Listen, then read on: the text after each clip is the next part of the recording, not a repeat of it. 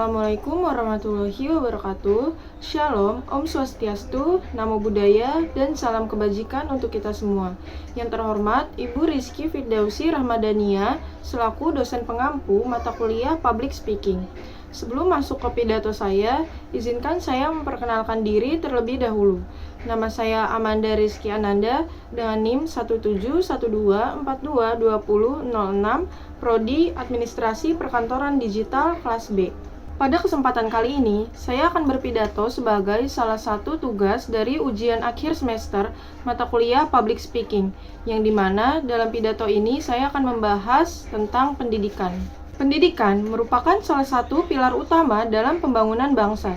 Generasi penerus bangsa adalah aset berharga bagi negara, dan pendidikan berperan penting dalam membekali mereka dengan ilmu pengetahuan, keterampilan, dan nilai-nilai yang mereka butuhkan untuk menjadi individu yang sukses dan berkontribusi bagi kemajuan bangsa. Pendidikan adalah hak dasar setiap manusia yang diakui secara internasional. Pendidikan bukan hanya tentang transfer pengetahuan, tetapi juga pembentukan karakter dan nilai-nilai moral. Pendidikan membentuk cara pandang dan sikap seseorang terhadap kehidupan, serta mengajarkan nilai-nilai kemanusiaan yang universal seperti kejujuran, kerja keras, dan tanggung jawab. Mengapa pendidikan itu penting? Pendidikan memiliki banyak manfaat, baik bagi individu maupun bagi bangsa. Berikut beberapa alasan mengapa pendidikan itu penting. Yang pertama, meningkatkan pengetahuan dan keterampilan. Pendidikan membantu individu untuk memperoleh ilmu pengetahuan dan keterampilan yang mereka butuhkan untuk menjalani kehidupan yang lebih baik. Yang kedua, memperluas peluang kerja. Pendidikan meningkatkan peluang individu untuk mendapatkan pekerjaan yang lebih baik dan berpenghasilan tinggi. Yang ketiga, meningkatkan kesehatan dan kesejahteraan. Pendidikan membantu individu untuk hidup lebih sehat dan sejahtera. Yang keempat, mendorong partisipasi sipil. Pendidikan mendorong individu untuk menjadi warga negara yang aktif dan partisipatif dalam pembangunan bangsa. Yang kelima, memperkuat persatuan dan kesatuan bangsa. Pendidikan membantu individu untuk memahami dan menghargai perbedaan, sehingga dapat memperkuat persatuan dan kesatuan bangsa. Bagaimana membangun generasi penerus bangsa yang cerdas dan berkarakter? Membangun generasi penerus bangsa yang cerdas dan berkarakter membutuhkan usaha bersama dari berbagai pihak, termasuk orang tua, guru, dan masyarakat umum. Berikut beberapa langkah yang dapat dilakukan. Yang pertama, meningkatkan kualitas pendidikan.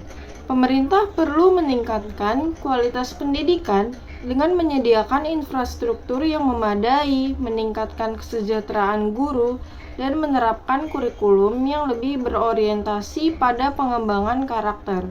Yang kedua, meningkatkan peran orang tua. Orang tua perlu memberikan dukungan dan dorongan kepada anak-anak mereka untuk belajar dan berprestasi. Orang tua juga perlu menjadi contoh yang baik bagi anak-anak mereka dalam hal karakter dan moral. Yang ketiga, meningkatkan peran guru. Guru memiliki peran penting dalam membentuk karakter dan moral anak didik. Guru perlu menjadi teladan bagi anak didik dan memberikan mereka pendidikan yang berkualitas. Keempat, meningkatkan peran masyarakat. Masyarakat perlu mendukung upaya pendidikan dengan menyediakan ruang belajar yang positif dan aman bagi anak-anak. Masyarakat juga perlu terlibat aktif dalam kegiatan pendidikan di sekolah dan di lingkungan tempat tinggal. Pendidikan memberikan banyak manfaat bagi individu. Di antaranya, yang pertama, pengembangan potensi diri. Pendidikan membantu individu mengembangkan keterampilan dan bakat yang dimilikinya. Ini membuka peluang bagi seseorang untuk mengoptimalkan potensinya dan meraih impian yang diinginkannya. Yang kedua, peningkatan kualitas hidup. Dengan pendidikan, seseorang dapat meningkatkan kualitas hidupnya. Pendidikan memberikan keterampilan dan pengetahuan yang diperlukan untuk mendapatkan pekerjaan yang layak dan berkontribusi pada perekonomian. Yang ketiga, kemandirian dan kepercayaan diri. Pendidikan memberikan rasa kemandirian dan kepercayaan diri. Seseorang yang berpendidikan cenderung memiliki kemampuan untuk mengambil keputusan yang tepat dan bertanggung jawab atas tindakannya. Pendidikan yang berkualitas tidak hanya bermanfaat bagi individu, tetapi juga bagi masyarakat secara keseluruhan. Beberapa dampak positif pendidikan terhadap masyarakat adalah: yang pertama, peningkatan kesejahteraan sosial. Pendidikan membantu menurunkan angka kemiskinan dan meningkatkan kesejahteraan sosial. Masyarakat yang berpendidikan cenderung lebih produktif dan memiliki kualitas hidup yang lebih baik. Yang kedua, pembentukan masyarakat yang beradab. Pendidikan membentuk masyarakat yang lebih beradab dan berbudaya.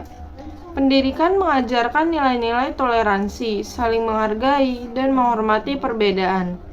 Yang ketiga, inovasi dan kemajuan teknologi. Pendidikan mendorong inovasi dan kemajuan teknologi.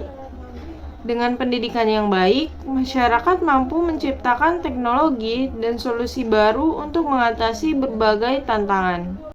Salah satu tantangan terbesar dalam dunia pendidikan adalah kesenjangan akses. Di Indonesia, masih banyak anak-anak yang tidak mendapatkan pendidikan yang layak karena faktor geografis, ekonomi, dan sosial. Beberapa faktor penyebab kesenjangan akses pendidikan adalah: yang pertama, geografis. Daerah terpencil dan sulit dijangkau seringkali kekurangan fasilitas pendidikan. Infrastruktur yang buruk dan jarak yang jauh membuat anak-anak di daerah tersebut kesulitan untuk bersekolah. Yang kedua, ekonomi. Keluarga dengan kondisi ekonomi yang kurang mampu seringkali tidak dapat membiayai pendidikan anak-anaknya. Biaya sekolah, buku, dan perlengkapan sekolah menjadi beban yang berat bagi mereka. Yang ketiga, sosial. Faktor sosial seperti diskriminasi gender dan budaya juga mempengaruhi akses pendidikan. Anak perempuan di beberapa daerah masih menghadapi hambatan untuk mendapatkan pendidikan yang setara dengan anak laki-laki. Kualitas pendidikan di Indonesia masih bervariasi. Beberapa tantangan yang dihadapi dalam meningkatkan kualitas pendidikan adalah: yang pertama, kurikulum yang kaku. Kurikulum yang tidak fleksibel dan kurang relevan dengan kebutuhan zaman menjadi salah satu kendala. Kurikulum harus terus diperbarui agar sesuai dengan perkembangan ilmu pengetahuan dan teknologi. Yang kedua, metode pengajaran. Metode pengajaran yang konvensional dan kurang inovatif seringkali membuat siswa kurang tertarik dan tidak termotivasi. Pendekatan yang lebih interaktif dan kreatif perlu diterapkan. Yang ketiga, kualitas tenaga pengajar. Guru yang berkualitas sangat penting dalam proses pendidikan. Sayangnya, masih banyak guru yang belum mendapatkan pelatihan yang memadai untuk meningkatkan kompetensinya. Ketersediaan sarana dan prasarana yang memadai juga menjadi tantangan dalam dunia pendidikan. Banyak sekolah yang masih kekurangan fasilitas dasar seperti ruang kelas yang layak, perpustakaan, laboratorium, dan teknologi informasi. Ini mempengaruhi proses belajar mengajar dan kualitas pendidikan yang diterima oleh siswa. Orang tua memiliki peran yang sangat penting dalam pendidikan anak. Beberapa langkah yang dapat diambil oleh orang tua adalah: yang pertama, dukungan moral dan material. Orang tua harus memberikan dukungan moral dan material yang diperlukan agar anak dapat belajar dengan baik. Ini termasuk menyediakan lingkungan belajar yang kondusif di rumah. Yang kedua, partisipasi aktif. Orang tua perlu terlibat secara aktif dalam kegiatan sekolah dan mendukung program-program pendidikan. Ini membantu menciptakan sinergi antara rumah dan sekolah. Yang ketiga, pendidikan karakter. Orang tua juga bertanggung jawab dalam pendidikan karakter anak. Nilai-nilai seperti kejujuran, kerja keras, dan tanggung jawab harus ditanamkan sejak dini di rumah. Guru adalah pilar utama dalam dunia pendidikan. Beberapa cara untuk meningkatkan peran guru adalah: yang pertama, pelatihan dan pengembangan. Guru perlu mendapatkan pelatihan yang berkelanjutan untuk meningkatkan kompetensi dan keterampilannya. Ini mencakup pelatihan dalam metode pengajaran yang inovatif dan penggunaan teknologi dalam pembelajaran. Yang kedua, kesejahteraan guru. Kesejahteraan guru harus diperhatikan agar mereka dapat bekerja dengan maksimal. Ini termasuk memberikan gaji yang layak, tunjangan, dan fasilitas yang memadai. Yang ketiga, motivasi dan penghargaan. Guru yang berprestasi perlu diberikan penghargaan dan apresiasi. Ini dapat meningkatkan motivasi mereka untuk terus berinovasi dan memberikan yang terbaik bagi siswanya. Pemerintah memiliki peran yang sangat penting dalam meningkatkan kualitas pendidikan. Beberapa langkah yang dapat diambil oleh pemerintah adalah: yang pertama, anggaran pendidikan. Pemerintah harus terus meningkatkan anggaran pendidikan untuk memastikan ketersediaan sarana dan prasarana yang memadai serta kesejahteraan guru. Yang kedua, pemerataan pendidikan. Pemerintah harus memastikan pemerataan pendidikan di seluruh wilayah Indonesia. Ini termasuk pembangunan sekolah di daerah terpencil dan program beasiswa bagi anak-anak kurang mampu. Yang ketiga, reformasi kurikulum. Kurikulum harus terus diperbarui agar sesuai dengan kebutuhan zaman. Pemerintah harus bekerja sama dengan berbagai pihak untuk mengembangkan kurikulum yang relevan dan inovatif. Masyarakat dan sektor swasta juga dapat berkontribusi dalam meningkatkan kualitas pendidikan. Beberapa cara yang dapat dilakukan adalah: yang pertama, program CSR. Perusahaan dapat menjalankan program CSR atau Corporate Social Responsibility yang berfokus pada pendidikan. Ini termasuk pembangunan sekolah, penyediaan beasiswa, dan pelatihan guru. Yang kedua, kemitraan dengan lembaga pendidikan. Sektor swasta dapat menjalin kemitraan dengan lembaga pendidikan untuk menyediakan fasilitas dan teknologi yang diperlukan dalam proses belajar mengajar. Yang ketiga, komunitas dan organisasi sosial. Komunitas dan organisasi sosial dapat menjalankan berbagai program yang mendukung pendidikan, seperti bimbingan belajar gratis, penyediaan buku, dan program literasi. Pendidikan adalah kunci utama dalam membangun masa depan yang lebih baik.